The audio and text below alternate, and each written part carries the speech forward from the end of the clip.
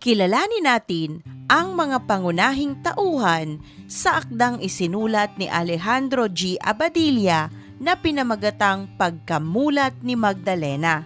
Unang tauhan, si Magdalena o si Denang. Siya ay Bicolana, nagkaroon ng kasintahang may asawa. Bagamat inilihim, ay natuklasan pa rin ng kanyang ina na naging dahilan ng kasawian nito. Naging usap-usapan siya sa kanilang lugar kaya minabuting tumungo sa Maynila. Sa pagpapatuloy ng kanyang buhay, nagkaroon pa rin siya ng iba-ibang karelasyon. Katulad ng nauna, bigo pa ring matagpuan ni Denang ang tunay na kaligayahan. Kalaunay na masukan siya sa City Hall. Nakapagtrabaho siya sa tanggapan ng mga komunistang inchik na si Conrad Ernesto Pong. Naging espiya siya nito sa kapwa Pilipino. Sa kanyang pagtatrabaho, binigyan siya ng sariling silid at sekretarya. Dahil sa angking ganda, nagkaroon ng interes sa kanya si Conrad Ernesto Pong. Gumawa ito ng paraan upang mapalapit lamang kay Denang. Naisip naman ni Denang na baka ito na ang magbibigay sa kanya ng tunay na kaligayahan. Malaki rin ang maitutulong sa kanya dahil sa katungkulan nito. Kaya pinagbigyan niya ito sa nais gawin. Si Pong ay mapang-abuso. Kapag sinusumpong ito ng pagnanasa kahit sa toilet o sa silid at anumang oras, ay ginagawa nitong makipagniig kay Denang.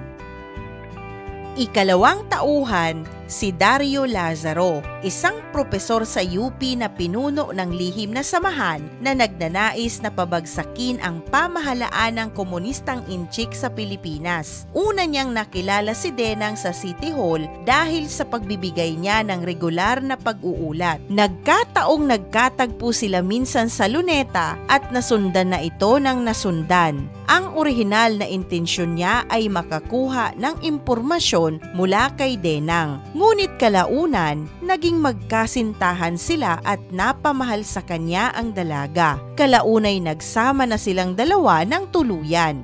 Ikatlo, si Miss Reyes. Siya ang kalihim ni Denang sa City Hall. Lihim na kasamahan ni Dario sa underground movement. Kaya lamang siya nagtrabaho sa City Hall ay upang makakuha ng impormasyon para sa kanilang samahan. Kilala sa tawag na kasamang liwayway. Naging kapalagayang loob at tagapayo ni Denang. Kalaunan, siya rin ang pumalit sa pwesto ni Dinang sa City Hall. Si Miss Reyes ay may lihim na pagtingin kay Dario. Ngunit sa huli, ipinagkanulo niya si Dario at ang lihim na kilusan sa mga komunista. Ikaapat, si Conrad Ernesto Pong. Siya ay may mataas na katungkulan ngunit mapang-abuso. Pinuno sa tanggapan ng mga komunistang inchik sa Pilipinas sa City Hall. Pinaglilingkuran ni Denang at ni Miss Reyes. Madalas niyang pagsamantalahan ang dalawa kapag inaabot ito ng pagnanasa. Ginagawa niya iyon anumang oras at saan mang lugar niya naisin at naisipan.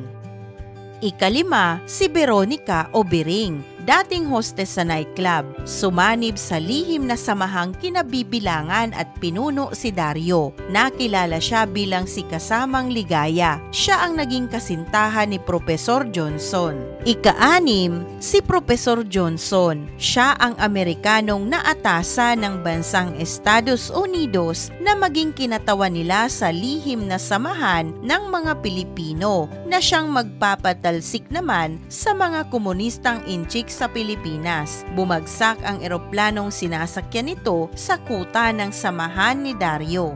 Ating nalaman at nakilala ang mga pangunahing tauhan sa akda na isinulat ni Alejandro G. Abadilla na pinamagatang Pagkamulat ni Magdalena. Basahin natin at unawain ang buod ng nobela.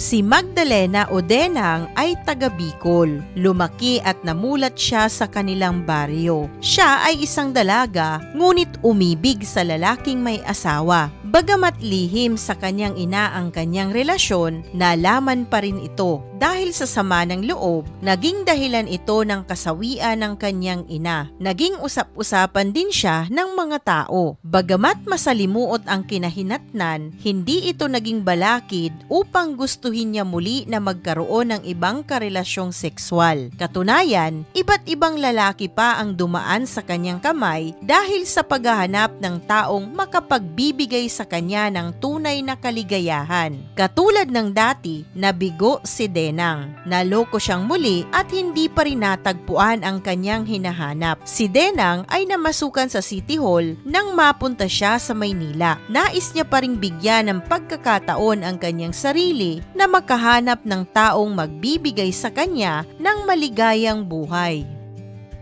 Ang City Hall na nooy nasa kamay ng komunistang Inchik ay pinamumunuan ng pinuno na si Conrad Ernesto Pong, isang mapang-abuso at mapagsamantalang tao. Nakilala si Denang na Conrad Magdalo at naging espiya ng kapwa Pilipino. Dahil sa paglilingkod niya kay Pong, binigyan siya ng sariling kalihim at silid. Ang kalihim na si Miss Reyes na may tinatagong lihim ay kasama ni Denang sa paglilingkod kay Pong. Isang araw, nagtungo sa tanggapan ni Denang si Dario Lazaro, isang propesor sa UP. Hindi niya ito gaanong napansin dahil abala siya sa maraming bagay at marami siyang gawain na kailangang tapusin. Si Dario ay pumupunta sa tanggapan ni Denang upang magbigay ng panahunang pag-uulat sa utos ng komunista. Ngunit lingid sa kaalaman nila, siya ay pinuno ng lihim na samahan na naglalayong pabagsakin ang pamamahala ng komunistang Inchik sa Pilipinas. Nagkaroon ng pagkakataon na magtagpo muli si Denang at si Dario sa labas ng tanggapan. Minsang nagkasabay sila sa luneta sa paglalakad. Mula noon, nagkapalagayang loob ang dalawa at nahulog ito sa pag-iibigan.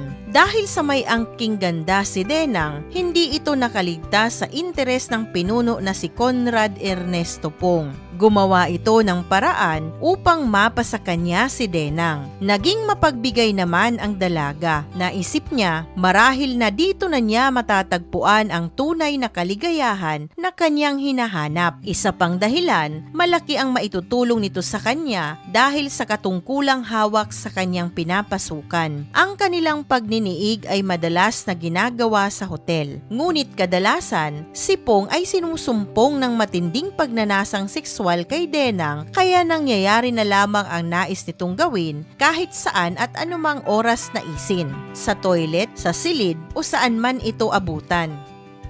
Samantala, si Miss Reyes ay lihim at aktibong kasapi ng lihim na samahan. Ito ay lingid sa kaalaman ni Denang at Pong. Palihim nitong kinukuha at pinapasa ang mga impormasyon mula sa City Hall sa kanyang samahan na kilala siya sa tawag na kasamang liwayway. Sa lumalalim na ugnayan ng pag-iibigan ni Denang at Dario, nagsiselos itong si Miss Reyes. Lalo na't nakikita niyang napapamahal ito lalo kay Dario. Patuloy na naglilingkod sa komunistang si Pong si Denang. Inatasan siya nitong subaybayan si Dario upang madakip. Namutla siya nang ipinakita sa kanya ang larawan ng iniibig. Bagamat nagkunwari siyang hindi niya kilala ang lalaki sa larawan, batid naman niya na sa pagkakataong ito, kailangan niyang pumili kung sino ang gusto niya. Si Dario ba na kumikilos para sa bansang Pilipinas at pinakaiibig niya, o ang komunistang Inchik na pinaglilingkuran niya?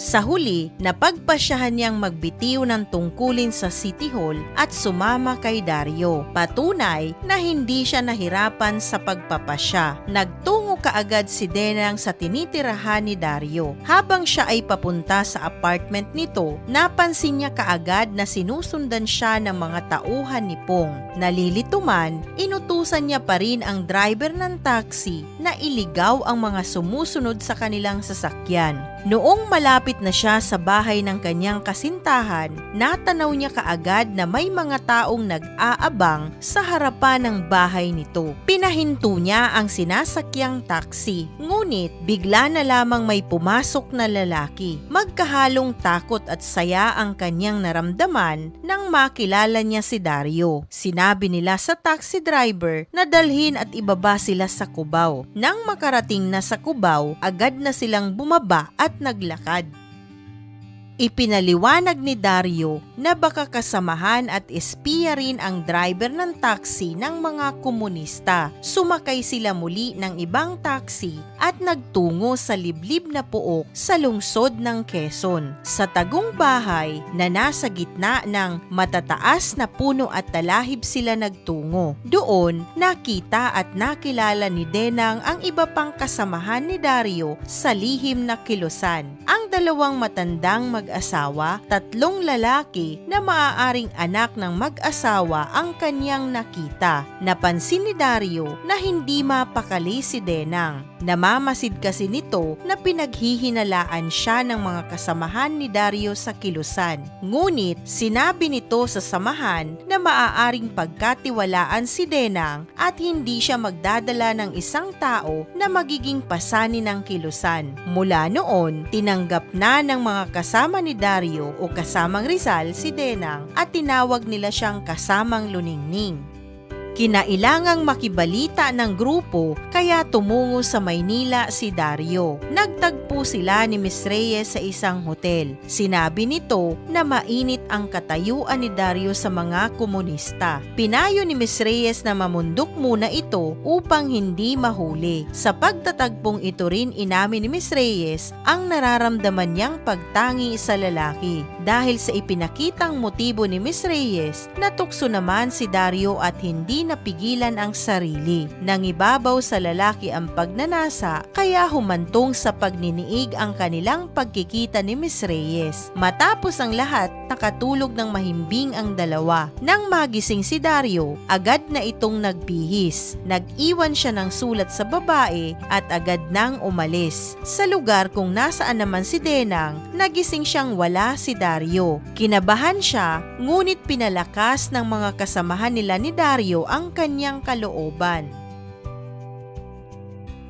Di naglaon, nakabalik na rin si Dario at hindi na nagsayang pa ng oras, naghanda na sila ng mga kagamitan upang tumungo sa bundok ng Montalban. Pagdating nila sa lugar, sinalubong sila ng mga kasamahang pangkat ni kasamang Bonifacio. Dito na sila nagtago ni Professor Peter Johnson. Ang propesor ay kinatawa ng Estados Unidos sa Pilipinas. Nalaman ng Amerika ang sitwasyon at kalagayan ng Maynila. Napagkasunduan ng dalawa na panahon na upang kumilos. Napapanahon na rin na pumili sila ng pangkalahatang pinuno. Sa pagkakataong ito, binigyan ng kapangyarihan na pumili ng pangkalahatang pinuno si Professor Peter Johnson at hinirang nito si Dario. Ngunit tumututol dito si kasamang Lapu-Lapu. Katwiran nito, si Dario ay makasarili. Hindi raw ito mandirigma at isa lamang pilosopo. Ipinagtanggol naman ni Dario ang sarili. Anya, hindi siya nakatuon sa paghahangad ng kayamanan, kasakiman at kawalan ng responsibilidad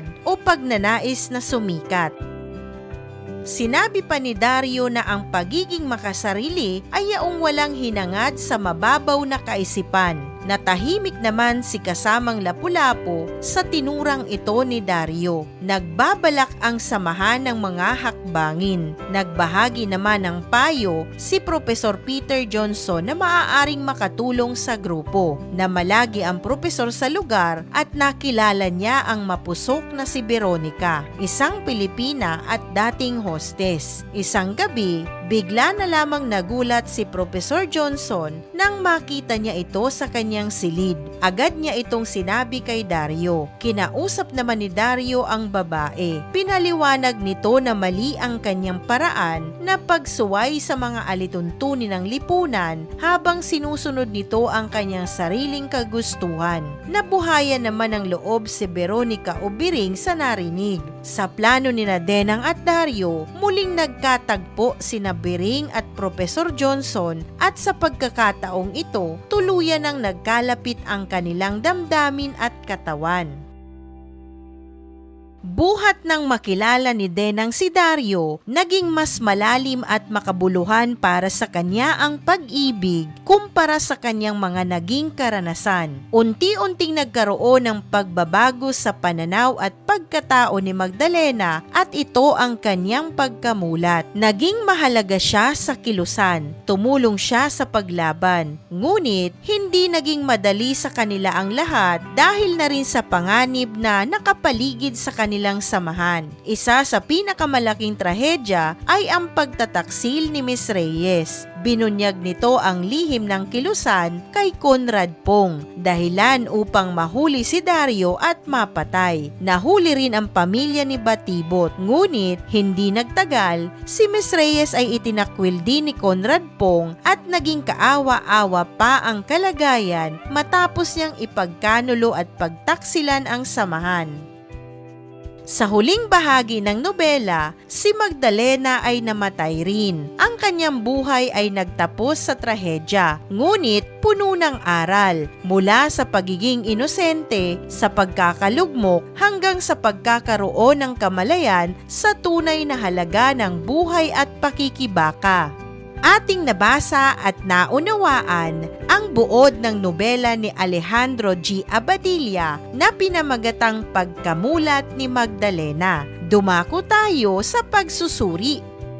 Unang tanong, ano ang aral na itinuturo ng nobela sa mga mambabasa? Narito ang maaari mong gabay na sagot. Itinuturo ng nobela na ang maling paghahanap ng kaligayahan ay nagdudulot ng kapahamakan. Ipinakita ito sa buhay ni Magdalena na ang paghahanap ng pag-ibig sa maling paraan at sa maling tao ay humahantong sa sakit at pagsisisi. Gayunpaman, ang bawat tao ay may kakayahang magbago. Sa kabila ng kanyang mga pagkakamali, nagkaroon ng pagkamulat si Magdalena. Patunay na ang tao ay maaaring magbago at matuto mula sa karanasan. Mahalaga rin ang pagsasabuhay ng pagiging tapat at may isang salita. Mula sa pangyayari sa nobela, mauunawaan na ang pagtataksil ay may kapalit, katulad na lamang ng ginawa ni Miss Reyes sa kanyang mga kasamahan. Ang kanyang pagtataksil ay nagdudulot ng kapahamakan hindi lamang sa iba kundi pati na rin sa kanyang sarili. Sa nobela ring ito, ipinakita na ang pakikibaka para sa bayan ay mahalaga. Hindi rin masama ang manindigan sa isang matuwid na advokasya para sa kapakanan ng bayan at kapwa mamamayan. Sa karakter ni Dario, ipinakita ang kahalagahan ng paglaban para sa kalayaan at katarungan.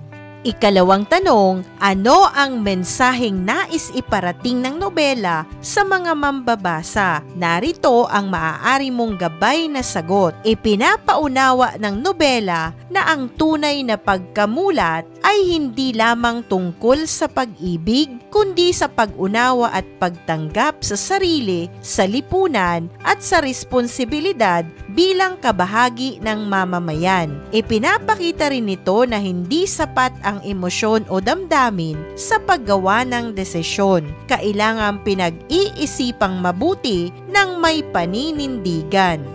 Ang buhay ay puno ng pagsubok, ngunit ang mga ito ay maaaring maging daan sa pagbabago. Dapat nating maunawaan na ang personal na karanasan ay konektado sa mas malawak na realidad ng lipunan. Sa kabuuan, ang nobela ay isang babala na ang maling tinatahak nating landas ay maaaring magdulot ng trahedya, kasawian at lalong pagkabigo sa mas mabubuting mithiin. Nagbabahagi rin ito ng paalala na anuman ang nagawa nating pagkakamali ay hindi pa naman nahuhuli ang lahat. Maaari pa rin nating ituwid at baguhin ang ating mga sarili para sa mas magandang buhay. Maging maingat din tayo sa mga tao na ating pinagkakatiwalaan. Hindi masama kung maglalaan ka ng kaunting pag-iingat para sa iyong kaligtasan. Tandaan natin na maraming mga tao ang gumagamit ng iba't ibang kaparaanan upang maging komportable rin ang kanilang buhay. Kaya nilang gumawa ng pagkakasala kung ang kapalit naman nito ay papabor sa kanila upang makamit ang inaasam na kaginhawaan.